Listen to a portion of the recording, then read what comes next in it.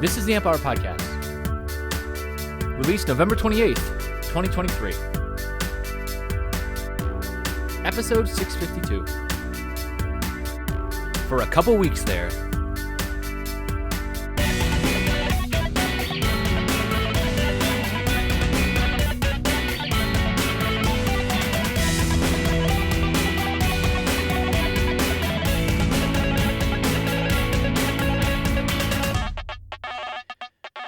Welcome to the Amp Hour. I'm Dave Jones from the EEV blog. And I'm Chris Gamble of Contextual Electronics. We're back. No, nothing. Is that like a reference to something, or is it a? Oh, no. Well, it was a bad reference. I think we should do the like the Ghostbusters. We're back. In the Ghostbusters the 2? Second one. Yeah, totally. Yeah.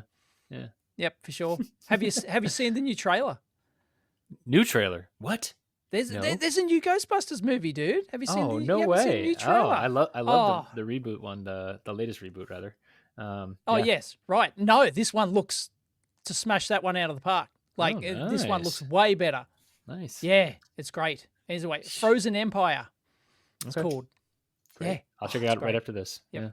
Yeah. I got a lot of free time these days. I got a lot of free time, right. so I'll be watching a lot of movies and working on a lot of hobby projects and sleeping. Just a ton of right.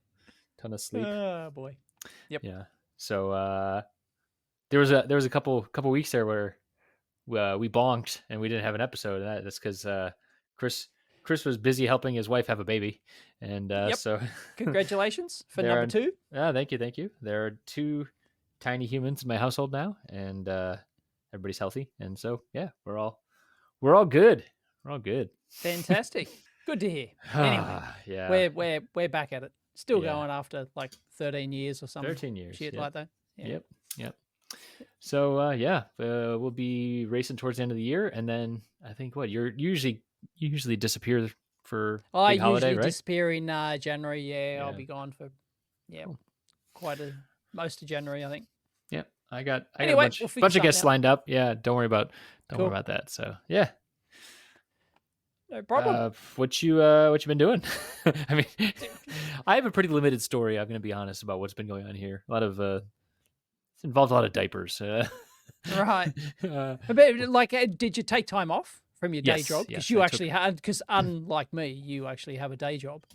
I do, and very generous policy, and so I took a little bit of time off at the beginning, and then I'll actually be on parental leave the first 2 months of the year, so that'll be interesting too. Oh wow! Yeah. So you're back at the moment, or? Yeah, I'm back at the moment. It's kind of like a little and break. And then you'll take another 2 months off. That's right. Yep. Wow, groovy. Yeah. Very progressive. Fantastic. Very grateful for having that too. Yeah, it's handy. So I'm back, and it's been a lot of stuff going on there. So, well, someone who's back is unmanaged 615, who has been nonstop contributing to our our Reddit list of topics, but which we have not got around to. I've actually gotten to a pretty good feeling for unmanaged's YouTube subscriptions, because there's a lot of I see that video going across my feed, and then I see it here too, and I'm like, that's I'm sure I've seen a good lot of them as well. That's great. Thanks. Thank you, unmanaged. Should we just get into those, because I don't have any? Oh, I've got a bunch that I submitted, as well as I've been keeping tabs on some things. But it's been at least 2 months, right? I mean, since you and I did a show together, been a couple of months. It's been 2 months. 2 months. Well, let's talk about Dave videos first. How about that? What have you been making videos about? I don't remember. Okay, I've been. I just did a video on the insanity. After a couple of thousand, you kind of lose track. You kind of because people post my videos to me on Twitter or something like that. I really enjoyed this video, and I'm like, shit, completely forgot about. I actually made that. That happens. That's really good. That happens with the Amp Hour too. People are like, oh yeah. You this person said this while they're on their Amp Hour. Yep. Oh, I don't doubt it. Yep. People can come up to us at conventions and tell us that we've said something, or we've been part of something, and be like, yes, of course, I was there for the moon landing. Did you see the new Starship launch? I did. Oh man. Oh, so much power. That was exhilarating. That was insane. Yeah. Yeah, that was not a single engine. I'm surprised that the stand held together, but that yeah, water deluge system actually worked. So, yeah, I mean, yeah, that's what they use in like NASA stuff too, right? No, they usually use like a proper trench flame diverter thing. But the problem at Starbase there is that they can't dig down because it's all like wetlands and stuff. Yeah, and they built the thing on wetlands, so they can't actually build down. They've got to like build up. So they had to, so they had to. It's like, why did you pick that spot? And it's a protected wetland and all sorts. Yeah, I never really figured that out. Oh It's like right. It's right on like the lower tip of Texas, basically. Right. And I've been near there. I think we've talked about it in the show, but I went to a holiday once near there in South Padre Island, where some of the people like film like amateur footage from, because it's like a nice, nice-ish kind of thing. It's like one of the nicer towns on the Gulf of Mexico, and yeah, it's not bad. But it's like one of the closer towns to Brownsville. Brownsville is like the one of the lowest. Brownsville's near, but that's what it is. Yeah, okay. Brownsville is like the town I think of is like the lowest city, at least in Texas. But maybe I don't know if they get materials from Mexico too. Maybe that's an easy way to just cross the border there too. I don't know. Maybe it's just maybe they got the land cheap because it's politics or something. And could be. Yeah. Yep. So, I don't know what it is, but I'm going to keep watching it because, man, that 33 engines, I think. 33 engines, I believe. Man, yeah. So big. Yeah. And they worked 100%. And except for the end. It's a shame that it didn't, Anyway, it's a shame that mission wasn't a complete success, but they'll get there. Anyway, the engine's lit, so that's the main thing, and didn't destroy themselves. So didn't fly concrete up everywhere, and anyway, very impressive show. But I just heard today that Blue Origin reckon that they're going to beat SpaceX. They still reckon that they're going to beat them, even though they really haven't launched anything. To mission, like to operational mission status, like to actually flying stuff into orbit and doing stuff like that. So it's like that's what they reckon. Bezos just going to pay everybody off, and that's how you get to status faster. You just buy your way there. It's slow and steady, right? Slow and steady. Like you have to remember, right? The Saturn boosters, for example. Right, even though that wasn't exactly slow development, but extremely careful, and they all worked. Like they all worked first go. None of this experimental stuff. And the SLS, the Space Launch System, right, worked first go. Right. So like higher simulation, that sort of thing. Yep. They're just a different mentality, a different design mentality to Starship, which is like launch now, see what breaks, and then fix it. It's entirely different.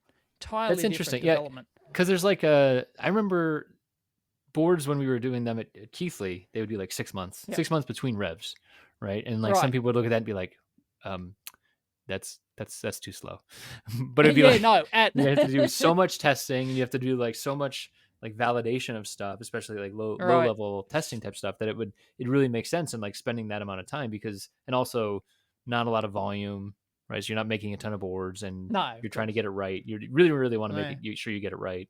So there's a ton of scrutiny over it, but then some people might say, well, I could do, 100 revs in that amount of time or something like that, right? So exactly. Do you do a partial? Do you just slap a board together to test 90% of your new project, right? And then you refine it later. It's like I've done both approaches, and they both have their pros and cons. And I feel like these days it's getting towards the latter for me. Just I think because of the nature of the designs I'm doing, but also just because of the cost equation just has changed drastically. The cost even just from when I was at Keithley, which was like 2012, I think I left there. Yeah. And like that's just so incredible. Like the other day I bought a board. I bought 5 boards for 5 4-layer boards for the $7 thing, right? It was of course JLC. 5 4-layer boards for $7. It's just like I was telling my family about it. I was showing my family over the holiday here because it was Thanksgiving. Yeah. And I was like, this would have been like $500 at least, like, a couple years ago, not a couple years ago, 10 years ago, right? Yeah. And so I don't know. It's just, that changes a lot of math, I feel like. Yeah.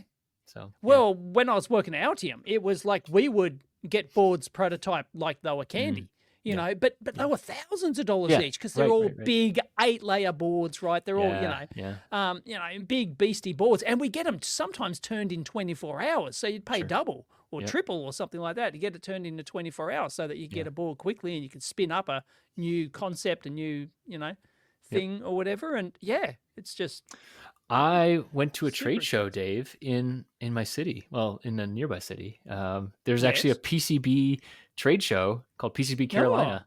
And it was like, oh, really? okay. PCB Carolina. Yeah, it was pretty great. I mean, like, it was small, but it was like sponsors, a lot of different sponsors there. So like an actual trade show floor. It was at a university, actually. So, or like the convention center of the university. So decent size, probably like 100 vendors, all PCB focused, which was like, it didn't come out of nowhere. It just came out of nowhere for me. And it was pretty good. They had like soldering workshops. You can get certified, and there was layout workshops and I just went to go hang out with people. But is it all local supplies, local like PCB and assembly houses and stuff, or is it? A lot of that, a lot of none of the overseas folks came, but some of the larger, so like Keysight had some of their local people there. So like the bigger brands, like the national brands, were also there. So like Cadence was there promoting various pieces of software, and Keysight, but then smaller players too. In fact, twice guest of the show, Matt Liberty, was there. I got to hang out with Matt for the first time, and talked about the Joule scope, of course. That was great because he's up in Maryland, so pretty easy flight down for him. And I don't know, like it was like, it felt like old school days, of like these tiny like these trade shows just don't feel like they exist anymore. And it was very refreshing, even though it was like a small thing and only one day and whatever. It was very refreshing, and also just to like look around and see like nerds in the area. Like, of course, this area has some nerds, but I don't know them yet. So hopefully I get to meet more of them. Okay. Yeah. Yep. So obviously nothing like that here. I don't think we've ever had a PCB. I think probably show. Kind of. Or they the size of do electronics, attach it. Right? Well, there's the Surface Mount Circuit Board Association here, and they sort of attach that to the local show, and they have like conference, like they have like a conference. It's talks usually, like it's it's just, yeah. That's great. I mean, that's the kind of thing. I don't know, where do you get that? I mean, otherwise it's like either that or online. That's basically it. So I'll take it if it's in person, and then you get to also talk to people. So that's great. I like it. Awesome. Oh no. Sorry, I just activated one of the many in the background. One of the many links that I had available here. I have all of the links that we have. You were playing a YouTube video. I was. No, I would like scrolled through my tabs, and this one popped up, and so. Right. Guess we can cut over to this one. I don't know. Oh, yeah. Why has the most influential RISC-V startup just cut 130 people? Ooh, breaking news. 1 month ago. This is Tech Potato, first off. It's Sci-Fi. So Sci-Fi like did a bunch of... Sci-Fi is like the ones, they have some of the larger cores that are available out there and some of the commercial silicon. But they just had a big layoff, and not really sure why. Reason? What is that's what I want to know. Is it because of the commercial viability of running a RISC-V shop? Well, yeah, because there's just so much competition. Like everyone's doing RISC-V. It's like, well, okay, so you've got a RISC-V startup. Good luck. Yes, I think that's right. Right? Yeah, no, I think that's right. So, and I don't think that differentiates you from anything else at this point, other than maybe low cost. Or really advanced how would you differentiate? How would you differentiate with a RISC-V? Because obviously, like the core is open source; it's free, right? So how do you? No, the ISA is open source. The core. The is instruction set architecture. Yes. Yeah. So like they offer like cores that are based on the Plug-in ISA. cores. Yeah, exactly. Right. And so like, you could go and buy them. I think there's probably just not a big Yeah, enough but plug-in two-sided cores market for yet. what? Yeah, do you get the Verilog and you just plonk it into your FPGA? What do you do? Or they sell I think you put it onto, I think it's validated for silicon. I think that's so they make their own silicon as well. Got right? it. So they're a fabless semiconductor, SiFive is. Yep. And then you can, I think, go and buy from them. I think you could buy one of their cores. I'm curious if there's any silicon designers out there. How would you do this? Would you, when you buy, say you bought a core, like a tested silicon core from this mob, would you just get the VHDL Verilog, or is there some other way? It's like, is it like literally a drop-in core with all the process stuff attached to it and all that sort of jazz, if you know what I mean? Yeah, right. Yeah, I think you're right, because peripherals definitely make the chip overall. So like the Raspberry Pi folks were on, and they were talking about the RP1, and I think hearing them talk about it, they are not fit RISC-V. They're using ARM and doing so to great effect, I think. And but then they were talking about like the peripherals that they're buying that are also in the data sheet. So if you go to the RP1 data sheet, you actually can see which rev of the peripherals they're buying from. Simplicity? No, what was the name of it? Right, so they're buying the peripherals as well, and yeah, exactly. Okay. So I mean, like, so all of I think one of the things is like, the value prop of someone like Raspberry Pi is the fact that they're gluing it all together and they're testing it and they're it's the ecosystem. It's actually gluing the whole thing together, and it's going to work at a top level. Because when you're buying a Raspberry Pi, whatever it is, you don't care RP1, about the lower level stuff. That's right. Yeah, I don't even want to buy this thing. I want to buy the actual Raspberry Pi 5, which includes the RP1, and I just want to have I want to buy the high level thing that just Linux works. system that sits in a drawer in my. I just want to have this tool that I never ever use. Right. You want? Yeah. I posted today on Mastodon that I found my Raspberry Pi 1A today, and I was like, oh man, I gotta do a better job. Hang on, you posted on Mastodon. When are you coming back to X, dude? I'm not going to. Come on. No, sorry. Join the real world, dude. Anyways, that's where it's all happening. What do I do with this Raspberry Pi 1? I don't know. Like, it's got a 4 gigabyte. I've got like a 3 hanging around. Like, even a 3 is not that useful. Actually, it's still useful. But you should do this with your kids. I did a 3. I put so I had some time in the hospital. Yeah. I put what's it called? Picade? No, that's not it. Oh yes, RetroPie. Yes. Yeah, that's great. It's so much fun. Oh, RetroPie. I've actually got one at home. Yeah. Oh, you do? Yeah. There you go. Yeah. That's great. I think it's a 3 I did that on. 3 was the minimum you could do it on, I think. Yeah, it's certain. 3, you couldn't do it on earlier ones. No, you could do it on a 2. You could do it on a 2, I think, but it would be super. Oh, okay. Well, it depends which games you play in there too, right? They're like, when N64 games start stressing your ability. I was mostly playing Super Nintendo Zelda, A Legend of Zelda. That's like my jam. They struggle. Yeah, it really struggles. Like, it's some of the games that it is amazing the amount of stuff you can put onto there. And it's all emulated. I know it's all emulated. Like, I'm still blown away that's all emulated, and here I am complaining, oh, this is slow. But you got to realize it's emulating an entire freaking like PlayStation console or entire Wii console or whatever. Right? Yeah, it's just insane. Yeah, just throwing. And it's doing that on one little Raspberry Pi chip. I mean, it's just, oh my God. Yeah. Unbelievable. Yeah. So to go back to the RP1 thing, so I'm looking at the data sheet. I don't know if you can see, Dave, but I actually, now that we're using StreamYard, I can share my screen with you. I can see it. Yeah. So synopsis. There's Spy Pass. Yes. Yeah. Oh. So it actually lists the synopsis DWAPB. SSI. Oh, there you go. Version 4.02a. Yeah, isn't that cool? Like, I think that's a great idea too. Like, from a troubleshooting kind of thing, you'd actually be able to see. You could see like the revision control almost of which. Yeah. Like, they switched out the SPI driver. I don't know why they would, but more critical things. You can see change as it changes from as the data sheet changes over the years. Yeah. You can see that the latest silicon uses a different core from a different manufacturer. Yeah. Yeah. Even though it shouldn't matter, but it does. It might in some obscure circumstance.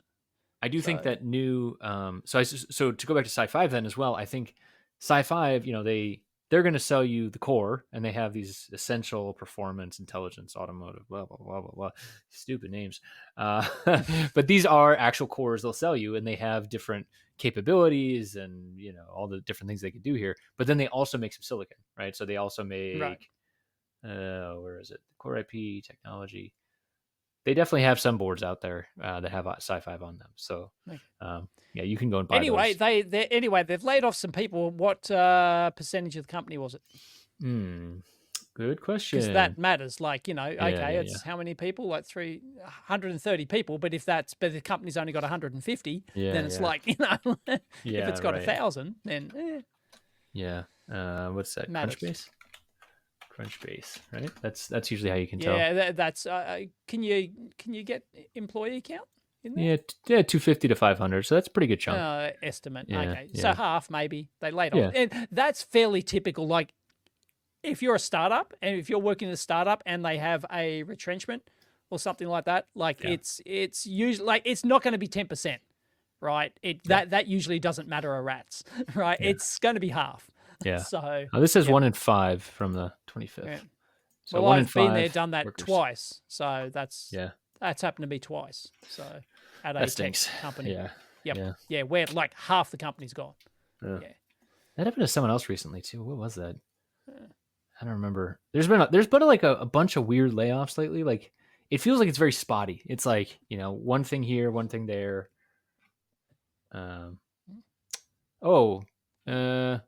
Nordic Semiconductor had some layoffs, right? And I think some of it in the silicon industry, at least like looking at the Nordic Semiconductor stuff, it's just because like some of this is also because the expectations were sky high after the shortage, right? So like you look at the expected chip counts after the, you know, during the shortage at least. Bubblegum tap shoes. And they're like, oh, demand is through the roof. There's so many pre-orders, whatever, because everybody's pre-buying and being like, oh, we need all these parts. And then when it's time for delivery a couple quarters later and things have leveled out, it's like, oh, actually, we're coming back down to earth. All these people actually got their orders in.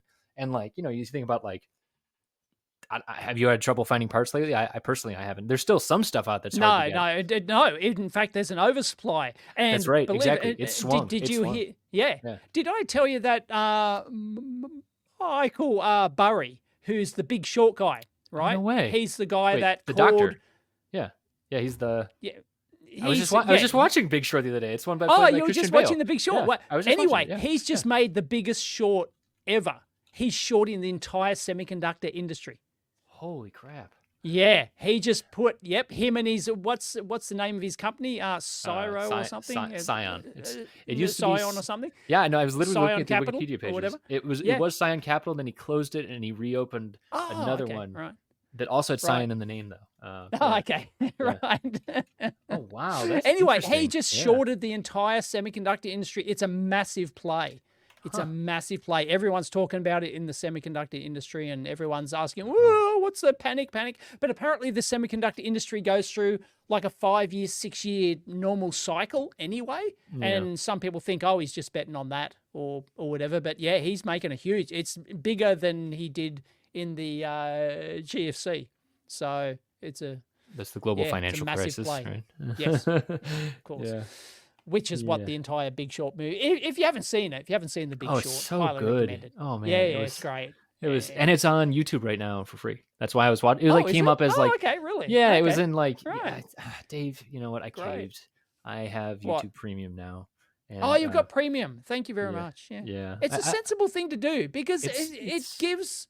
Every video you watch, a tiny percentage of what you pay towards Premium goes to that content creator, and you don't have to dick around subscribing to Patreon and everything else. It's just and you get rid of no ads. It's fine. It's fine. I pay for other stuff, no problem. It's streaming. So and to me, YouTube is the best value streaming service out there. I mean, I use it so much. Yeah, exactly. So, the real thing for me is because I was like, this is another thing that was driven by my time in hospital for when my child was born. Is it like when you're on a phone, ad blockers don't work, and then ad blockers really don't work on YouTube anymore. So I was like, I got to do this. There's issues, right. Yep. Yeah. No, it's great. Interesting. It's the best value thing I subscribe to. Yeah.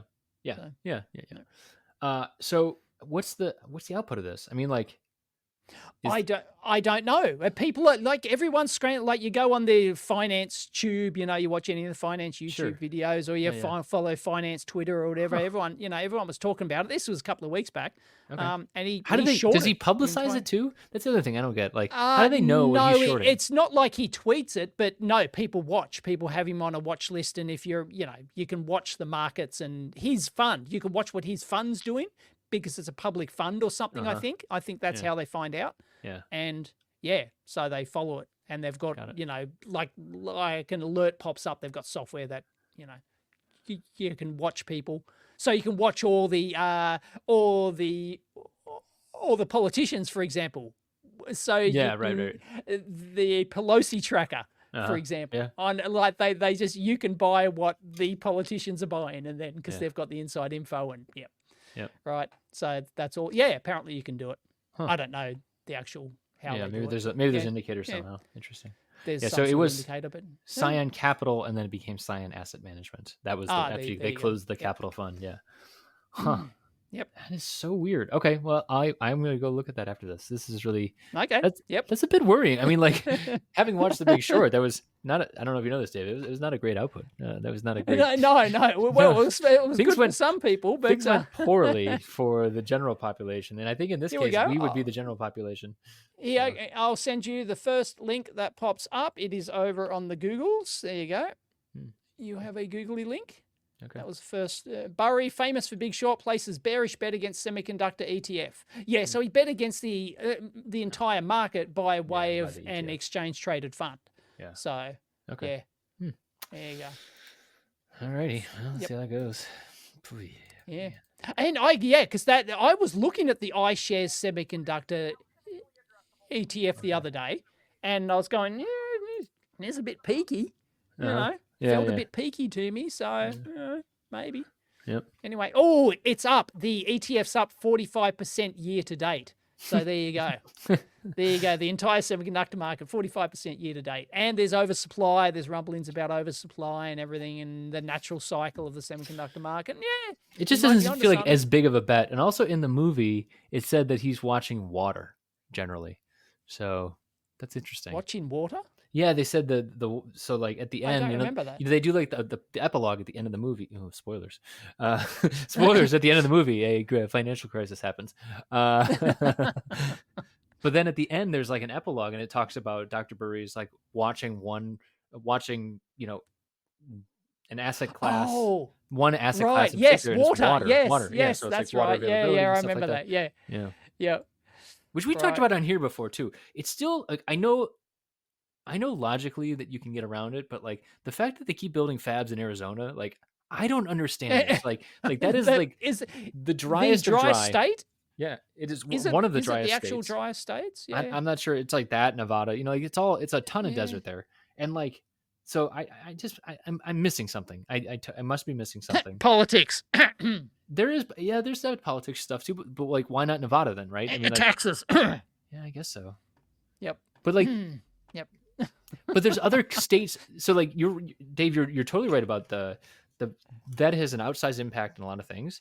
But like there is no shortage of states that are trying to lure people, right? I mean, like Ohio, New York, and like all of these different things. I feel like some of it's legacy, perhaps. Like there is a talent I was about pool. to mention legacy because if you look at the history of the semiconductor industry and where they started up, right? Yeah.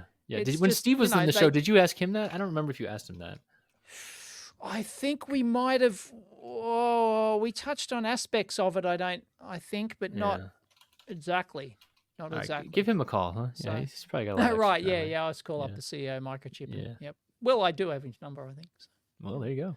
Bingo. Yeah. All right. I'll just call him up. Yeah. Yep. No worries. Yep. Maybe we can get him live on the phone on the show. Yeah. Right. All we need is like a Chiron with calling in live now. Steve Sangy. Oh boy. Yeah. Yep. Anyway. Well, but the interesting thing to come out of the discussion with him is that about all to me, one of the more interesting things was about the CHIPS Act and all that sort of stuff and how they were golden handcuffs and how they were, I referred to that the it's other all day. just politics. Yeah. Oh, really? Yeah. Yeah. Yeah. It's just, yeah. Yeah, I know. I do wonder, so like we here on the show, we were talking about like, I was like super jazzed about all these announcements of like, oh, Samsung new fab, TSMC new fab, like Global Foundry is expanding, TI expanding, like all of them were like in preparation for the CHIPS Act. And I mean, I know it takes a while to start up fabs and like build stuff, but like there haven't been a whole lot of ribbon cuttings lately either. Right. No. So, like I'll be excited on the surface, again. It was all good. Everyone got all excited, and then once they we read see the fine print and went, see the ribbon cutting ceremony. Because, like if there is an opening, they're going to do a ribbon cutting. So like that's the next time I'm going to get excited personally. Right. Okay. Well, speaking of, we have competing speakings. Speaking of, we have competing. It's a segue off. We'll have to paper, scissors, rocket. You go ahead. Who wants to go first? You go first. Okay. Speaking of fraud, I just did a recent video on the nuclear diamond battery. Oh yeah, I saw this thing. And the fraud lawsuit on that. Yeah. That was an incredibly popular video. Actually, that's one of my more recent popular ones. I mean, don't get many popular ones. I don't know. You just like put that many things in a title, and even like nuclear diamond battery. Like, You're just gonna get the dums. Now, the interesting thing about it, basically, for those who don't know, it made all the rage a couple of years ago, and they were going to reuse nuclear waste to create these diamond batteries. They're going to make diamonds out of them, make these batteries. It's basically a beta voltaic. They're going to power EVs. It sounds like it sounds like something that's like in a bad Bond movie. Like, right? Yeah. Anyway, it's a real thing. These beta voltaics are a real thing. You've been able to buy them for decades, right? But they're like 100 microwatts, right? Much like piezoelectric is an actual like physical phenomenon. Yes, but and it's you not can going to energy harvest with it. Right, exactly. And you're not going to power. It isn't going to charge your shoe phone with it. Right? Yeah, exactly. Yeah, exactly. Yeah. It's basically like taking a phys.org, whatever the physics like kind of excitement website is, and then being like, we're going to just build a company based on this one article I read, this one article based on this little test that they did in a lab that, right. And anyway, it turns out that the founder of that is now being sued for fraud by the Securities and Exchange Commission. Now, the interesting thing about this, though, that the takeaway is that they didn't get him on any of the technical claims, right? Yeah. So all the technical, all the marketing bullshit behind it, right? None of that. Didn't touch it because you can't touch a belief. Right, it's like a speech thing something. Almost. Yeah. Yeah, it's like it's like a free speech kind. Like you can't sue somebody because they believe that solar roadways would be successful. That's right. Right. Exactly. Right. There's just heart of hearts. Like they definitely say heart of hearts at some point. Hearts. Exactly. And some of them are true believers, right? So like like the solar roadways people, they're absolute true believers, right? Yeah. So there's nothing wrong with that, right? But just don't get sucked into it. Okay. Right. But what they got him on was that he actually made fraudulent statements about it had been tested at these two labs when it hadn't. These labs had nothing to do with it. And it had been, and based on that, they put that in all their marketing stuff, and then that's where all the investment flooded in. And there were 200 press announcements, and boom. At a certain point, you can get hit for like wire fraud, though, can't you? Like if that's like wire fraud, if you're getting money for fraudulent claims, isn't that wire fraud? It's a fraudulent. So he made a very deliberate fraudulent claim. So yep. Oh, you're right. Hang on, my you're phone's right there. ringing. Yep. This guy. Oh man, 2 months later, still getting phone calls. Wife. Yeah. All right. It is Mrs. EV blog. Okay. Well. Yep. If you need to take it, you can take it. Nah, it's all right. Okay. All right. No, stop now. Okay. Oh boy, I'm in trouble.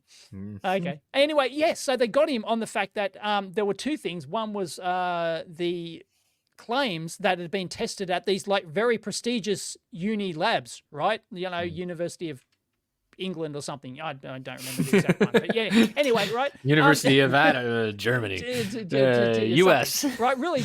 And even at the time, they came out and said, "Look, we have nothing to do with this. Please take us out of your press announcements." But the money had already been raised, and that's where they got him. So yep. And apparently he has actually admitted to it. So it's probably an open shut case. Nuclear I don't know for diamond sure, battery. but nuclear diamond battery. So yeah, that one's Kamikatsu, but not based on the technical details. So lesson here for all you wannabe scammers out there is I learned something today. Don't lie about your testing. Okay. Yeah. All right. Just good. lie Good about one. your technical or just exaggerate your technical claims. That's fine. You can raise as much money as you want from suckers based on that. And they won't go after you. But bam, got him. So that was interesting. All right. Yep. All right. Yep. And speaking of which, I also busted the Tipper, the world's most efficient solar panel. Because did you know that solar panels are only 20% efficient? And did you know that the other 80% must be reflected back out of the solar panel? So if we use mirrors and then we just reflect that, reflect that back onto another solar panel, we can have another suck of the sav, and then 60% gets reflected, and then so on, and we can get, eventually, 5 times better. You just add that all up, 120% efficient. Oh, come on. You know what they should do, Dave? They should somehow hook up some kind of harvesting device to your inexhaustible supply of enjoying busting all these videos over and over again. I don't have it in me, you know. It's perpetual motion. But they got a £500,000 grant from the UK government for that bullshit. Yeah, man. People are liars and cheats all the time, forever, to the end of time. Until humans are dead, overall, there's going to be this problem over and over. Yeah. And then I went into investigating the company behind it. And then it's one of those ideas companies, you know, so you go to their website and they've got all these alternative, you know, a battery that uses alternative physics to, you know, to get more efficient battery. And they've got all these wacky ideas on there. And it's like, well, this is the one that seemed to have raised all the money, you know. So just throw enough crap at the wall and one of them will stick for a grant funding somewhere. And then once you have the grant funding, that looks great on your Start Engine, Kickstarter, Indiegogo campaign, right? Oh yeah, we got funding from the UK government. This is totally legit, you know. It's like, oh God.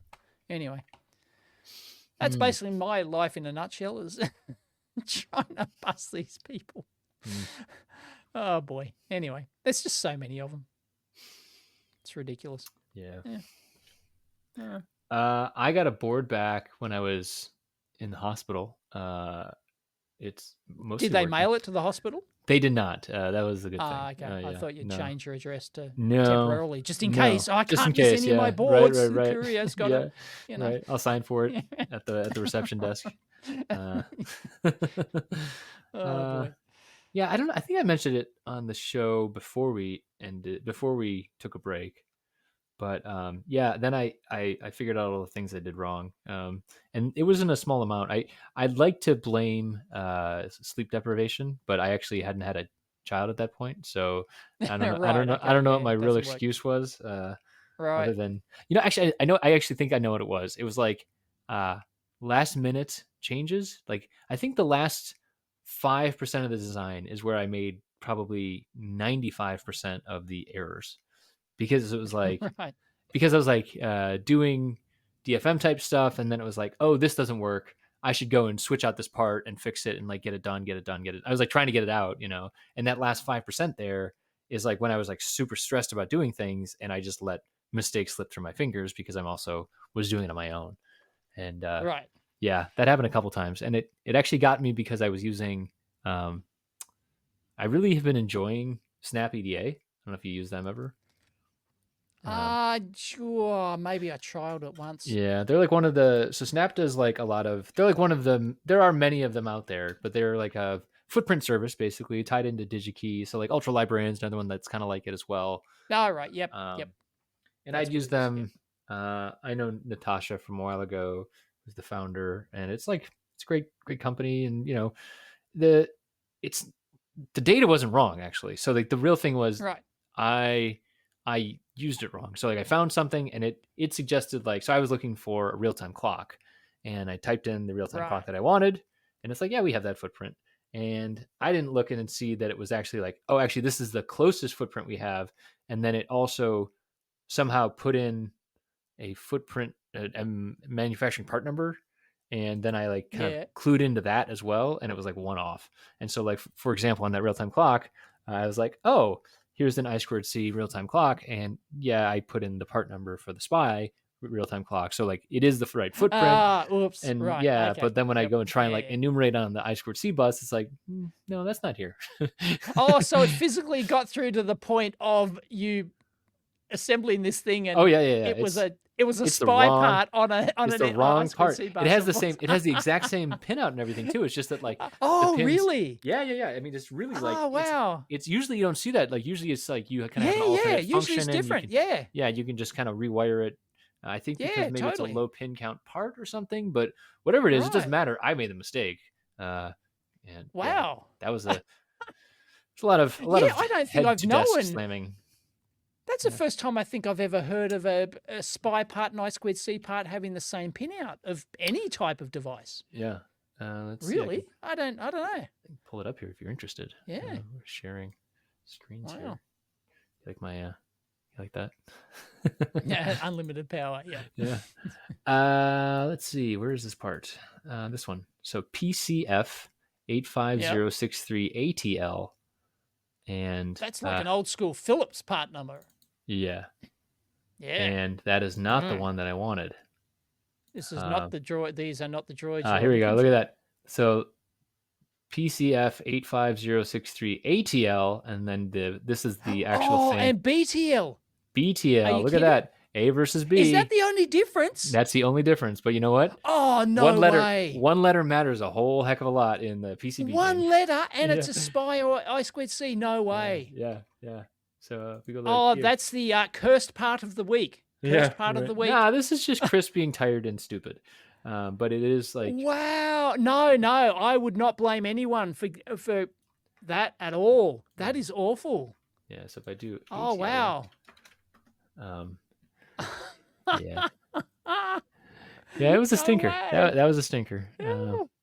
Oh my goodness! It didn't stop there though, Dave. Let me tell you the depths of my... And you paid a whole $1 for the privilege. Oh, did I? I didn't even notice. Yeah. Yeah, 95 cents, dude. Oh, you meant... Oh, I think you meant $1 more. No. Look at that. No, two wire on that one, SPY on the other, and it's like they're DFNs. There's a 10-pin DFN. It's not that different, right? Whatever. Another one that I got messed up on actually was much more important and actually very scary because this is a board that has an NRF 9160 on it, right? So that's like a pricey. Right. It's a cellular modem plus. Yep. So it's a cellular modem on one core, and then the other core is like the application core. This is what I use on lots and lots of my designs. Oh, you've got a secure element in there. Yeah. Yeah. Oh, yeah. The ATEC 608. Yeah. That's. Yeah. You don't actually need that. It's just for experimentation. Right. But the NRF 9160, and then I was like, oh well, these are. It was just like, again, it was just laziness. This is like the last 5% of my design where I'm like, well, I have the pinouts right, all this stuff's fine. Yeah. And then totally. I went to go order it, and maybe this was maybe this was my DigiKey problems as well, where I was like looking on SnapADA and DigiKey, and like it just I'm just gonna claim tiredness generally, but SIBA, there's like at the end of the part number here, so NRF 9160 SIBA, and turns out that is the NB-IoT only part. So this part I'm very interested in because it's got GPS, LTE-M, and NB-IoT. Well, it turns out the one that I bought only has NB-IoT, and so it doesn't have GPS or LTE-M. And when you have a SIM card that only has LTE-M access in the area you're in, it's just like, well, I don't know how to connect to the internet right now, until you realize you have to go get a different SIM card and enable that stuff. And it's like all these troubleshooting things that I'm doing now where I'm just out of my gourd. Is that pin compatible though? It also pin compatible. Yeah, another one. Right. So you can just buy the proper part and whack it in there. Yeah. So like it works enough. This is definitely is all very Rev A-y. This is very Rev A esque. And it is another like couple bucks for the privilege of having GPS on there. But yeah, I think it's the SICA. Every letter matters. It really does. Yeah. SICA, is that the one? Yeah, this is the one. Yeah, so this one has GPS, I think, as well. There's SIAA and SICA, and yeah, every one of those letters matters, Dave. But there's something to be said about like a manufacturer just making one standard part and that's it. yeah, like where do you break it down? Plain vanilla and that's it. Yeah, that's it. Yeah. I think the problem is people aren't willing to pay for the privilege. Right. I think that's the downside. Right. Okay. Yeah. Oh boy. Yeah. So a couple of dumb mistakes there, but so was this your speaking of thing? No, this is not. What was your speaking of thing? Oh, my speaking of thing was Scotty's. Scotty's been on a tear again at Strange Parts, so he did Strange the Flex Parts, thing. Scotty. Yeah, I've seen that. And then he did the World Semi. He went to the WS 2012. What's the name of the company? Yeah, I think it's World Semi. Yeah, World Semi. Yeah, I think so. That rings a bell. Yeah, and so it was like basically like the packaging up, because it's, if you get a WS 2012, also sometimes called NeoPixels, that's the name that Adafruit gave to that. It's a controller chip. It used to be the controller chip was, I think it was a 2811 was the controller chip by itself. It didn't have any LEDs attached, so you had to like, it was like an 8-pin SOIC, and you had to like wire up your LEDs yourself. And somebody had the idea there of integrating it into the LED package, Yeah, and then so Scotty goes through like, and he shows the packaging, and the actual factory of how they package it. Yeah, it's a really good video. So impressive. It is so impressive. Like just the speed of testing, and just I think that those probes, man. I always like compare I'm always complaining about the cost of these things. They're not cheap. Yeah. But when you see everything that goes into them, each one has to be individually made. Like it's not like they mass. Each one's going to be individually pick and placed. Yeah. Like, and then bond wired over, and then tested, individually tested. And oh my god. Yeah. Yeah. And these things are cheap, right? These things aren't. They're not. Well, they're cheaper than they used to be, but they're not cheap. I don't think they're. Okay, so they're not a cent. They're a. No, I think they're like 10 to 20 cents each. Okay, right. Oh, they carry them at DigiKey now. Okay. Oh, there you go. Oh, well, that's from Adafruit, so they're going to be margined up to the they're eyeballs. Yeah. I don't know if they sell them. I've never bought them on their. I don't think I've ever bought them loose before. I've never. No. Adafruit sells them for 60 cents each. So they're. The SparkFun selling them. SparkFun resells them. Right. Yeah, I don't even know. I feel like that's the kind of thing you got to go direct, and you got to buy a ton of them. You have to buy direct from one of the suppliers in China. Yeah. Mm-hmm. I mean, most people are interacting with these things actually on flexible strip tape as well. Like that's the way most people interact with them. So it's even another step removed. Yes, you can buy them pre-mounted. Yeah, there's so many people in the value chain here, like adding value in different ways. You know, there's just like untold ones. Yeah, it just stacks up. Is there still only the one part? Is it still like, or are there 10 different variants of this? Like we've just been talking about the variants with or is it just still the same part? It's been the same bulk standard part for like 5 years now or whatever. Well, there's I'm not sure who makes the other one. Is there a competitor now? I'm sure. Yeah, so there's the APA. Right? Actually, Ben from Mage. Ben Henke is supposed to be on the show at some point. Mage, not Mage. I want to say Magewell, but it's not Electromage. So he does the man.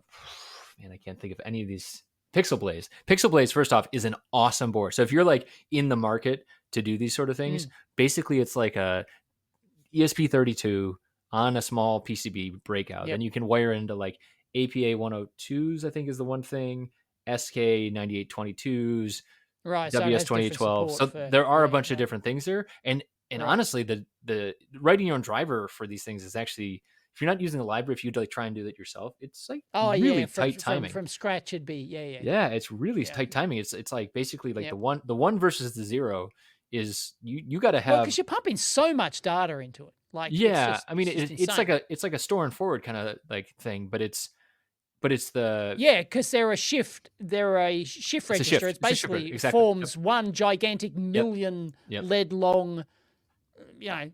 It's shift a train register, because this pin basically these lead chips have power, ground, data in, data out, and they're just whoop all in series. Yep, right? Exactly. Yep. And they've all got like an individual is it a random address, or I don't know. I've never set them up. How do you assign them? You don't. It's basically like you have to count. So like if you had like 100 in a chain and you wanted to turn on number 55, you basically say like, oh, send 55 pulses, and then you will hit number 55. So you could send like 54 blanks and then a 55. But you have to do that manually. And so like, so you individually address them based on their shift register position, not based on an internal unique exactly. There's ID there's number. nothing like that. No. Okay. That would be interesting. I don't even know. I guess you'd have to like do a scan first. You'd be like, who's out there?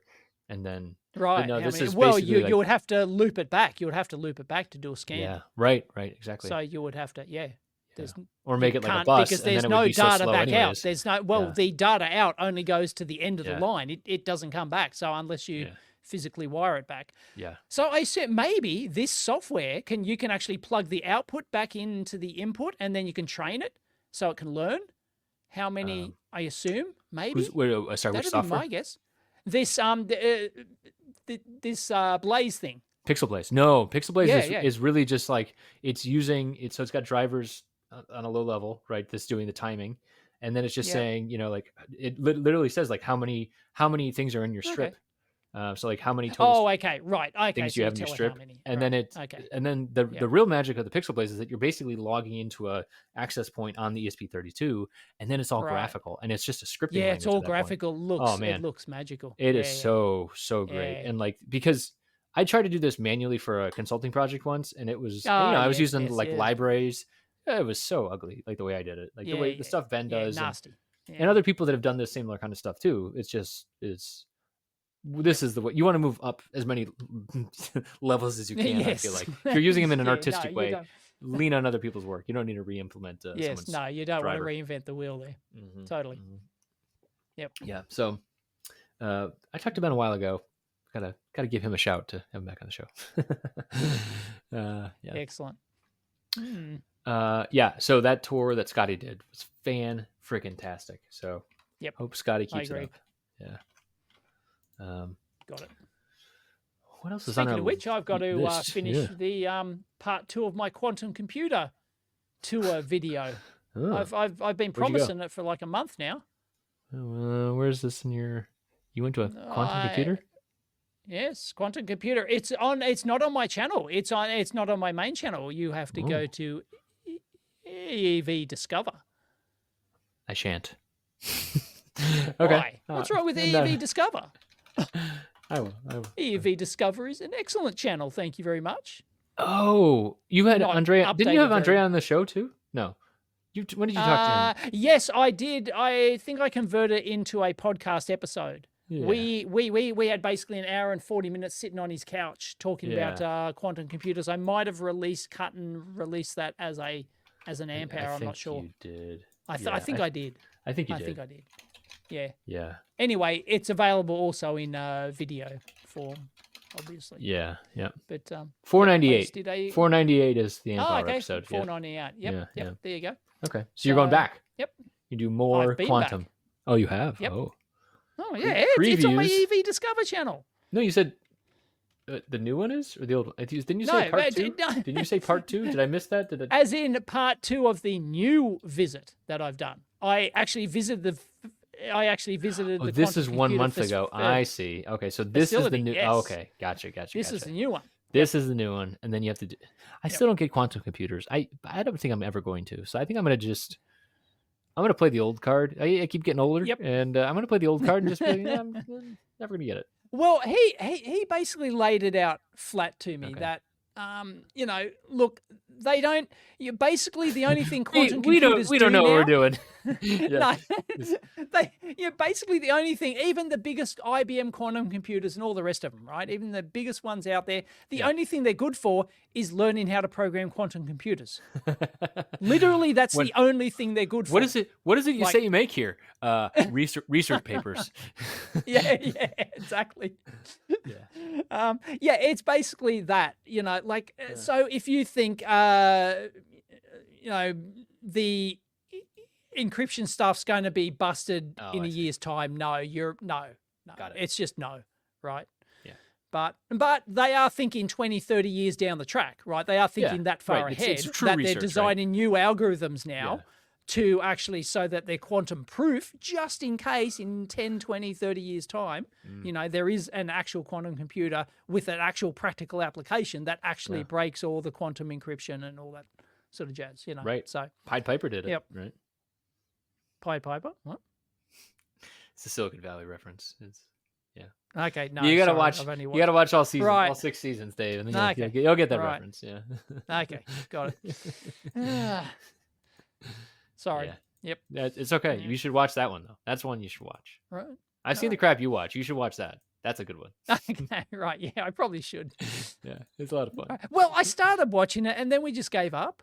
Because you watched it with Mrs. but everyone says, "Oh, the first season's shit." Yeah, it's like, well, what do you expect me to do? The last episode of the first season, you got to power through to that, and then you'll well, what do you, what do you expect? I know that's tough. It's a tough thing to say. Shit. What do you? No, I think you're right. No, you're right. You're right. It's tough.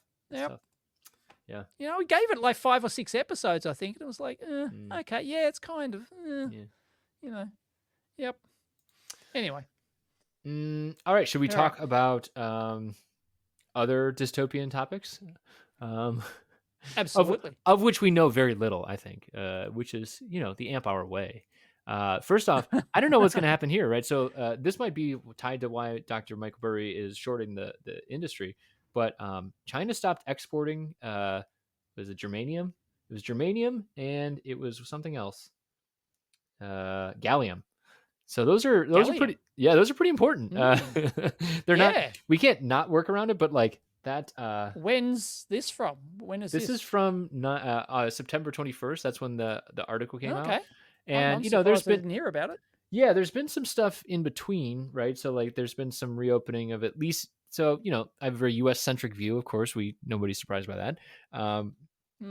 But this is basically a response to the US saying, you can't have advanced semiconductor. Technology. No, they've stopped all advanced semiconductor material. They've been leaning on ASML to not give gallium, the latest. Okay, yeah. Right. I'm looking at a graph now. China own about 75, at least 75% of the world's gallium capacity. They are definitely Germany's next biggest. Yeah. Yeah, they know Kazakhstan. So that's weird too. It's like always these weird places, not weird places, Kazakhstan's but ones that you don't right. You don't think of technology there, right? It's really it's a raw element type of thing. So like that's fine. And yeah, it's weird with these deposits where they pop up too. So like China's been doing a lot of work in the past couple decades to shore up a lot of their natural resources, and understandable from a world stage. But then I think as well, when they price the market against the biggest supplier, and then the biggest supplier says, yeah, you know what, we're going to use this as a political lever as well, which is not something the US doesn't do too, of course, right? I'm just worried, like this is going to, when you look at like gallium's a huge thing in the RF industry as well. So like that's what I would imagine would be one of the biggest hits. And then germanium as well in the RF industry, but it's not like we're like, using germanium transistors on an everyday basis like they did in the 60s and 70s, but like still very useful. It's still out there. And so I'm looking at here you go. I've got a breakdown of the global germanium demand by application. Okay, fiber optics is about a third. So that would make fiber sense. optics. Sure. Yeah. Infrared optics, yes, because the actual lenses on front of your thermal cameras, they're all germanium. I didn't know lenses. That. Okay. Yeah. Did you watch the Veritasium video about the night vision goggles? That was pretty good. No, haven't seen yeah, you should check that one. Yeah. Probably about a fifth is electronics and solar. Just generically, and then about a third is polymerization catalysts, whatever that is. Oh, catalytic converters? Polymerization catalysts. No, I don't know. Making polymers go faster, I would say. That's probably what that is. Yeah. Right. Drop it in there. And germanium, once again, glue. China. Once again, China owned. About 2/3 of the germanium, 3/4 of the world market. Yeah. Yeah, they said in this Ouch. article, it says 60% germanium, 80% of gallium. Yep. So not nothing. Ouch. So that's interesting. So, and Okay. this is, again, we're like talking about statecraft and all that other stuff that we know nothing about, Yeah, but things that do eventually trickle down to us, I think, as well. So another one, Bunny, our former guest, yes. 2-time guest and friend and a hero of mine. Yep. He wrote about the restrictions on RISC-V. So this is some BS happening in the U.S. currently, which what? There's restrictions. It's open source. It's open. So yeah, and so basically, it's become this like boogeyman in the halls of my government about like, oh well, because RISC-V is open source and because it's enabling, even though it is an ISA, it's enabling more interoperability, and there's been a lot of development in China. I think it's being used as like this. Oh well, they're going to get around our ability to curb exports using like leaning on ARM, right? So like that's one of the right. There's a lot of stuff around that, and there's a lot of concern around like technology at a global scale around like China and AI, right? So that's like one thing, at least in the US. And so they think that RISC-V is going to be a way around that. And the net result, though, is that, like you and I are interested in talking about RISC-V very, very often here, and there might be like restrictions placed on it. And so Bunny wrote an article about this. He said regarding the proposed U.S. restrictions on RISC-V, basically a letter that he wrote to government about this. And so I do recommend reading through it, and I do agree with many of the points in it as well. So I'll have to have a read. Okay. Yeah, it's a bunch of BS, honestly. That it basically it's using RISC-V as a boogeyman because it's not right. It's an ISA. It's not like yeah. So that is another one there. So another everything thing to keep an eye on. is a political tool. Yeah. Never underestimate. Yeah, no doubt. Ability of governments to use the most innocent things as a tool leverage. Yeah. Anyway, other things that happened while we were gone. 2 different KeyCons happened, or KaiCons. I've been trying to say KeyCAD in 2023, Dave. I don't know if you know this. Yep. I've been trying. No, right. This was a pledge, so yes, I've been trying. I'd say I'm like 75% accurate these days. I've been trying. Okay. Yeah. And yes, so the team ran a KeyCon in Spain in September. So there's a bunch of talks there. I'll just post a link to the KeyCAD YouTube channel.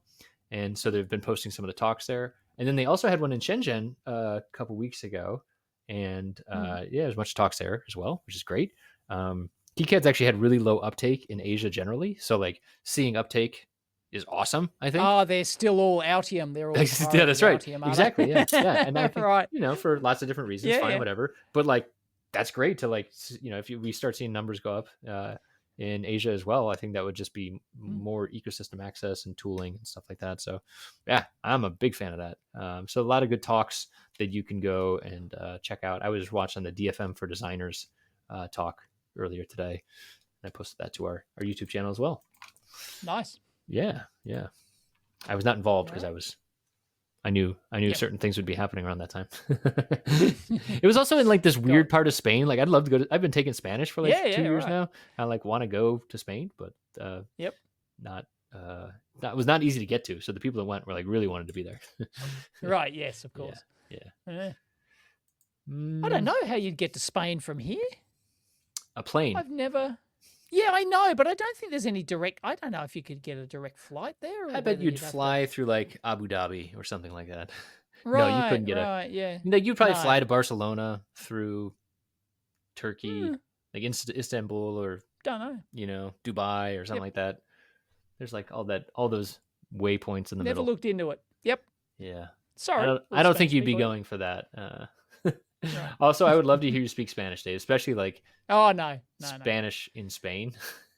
Not gonna happen. Barcelona. Oh boy. All right. Do we have any last minute things? Because our AMPL's up. Yes. This is weird. I don't know what happened here.